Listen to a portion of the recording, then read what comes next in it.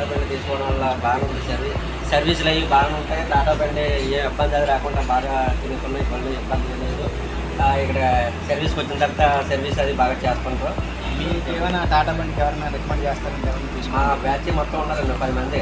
Already 10 బళ్ళు తీసుకుని ఉంటా, ఇంకా కూడా తీసుకుంటూ కూడా ఉన్నారు. దసరాకి ఇంకా చాలా మంది తీసుకుంటూ కూడా ఉన్నారు మా బ్యాచ్లో. కొన్నాళ్ళు బళ్ళు ఇంకా తీసుకుంటారు. బళ్ళు వల్ల ఏం ప్రాబ్లం చేయలేదు. బళ్ళు బాగా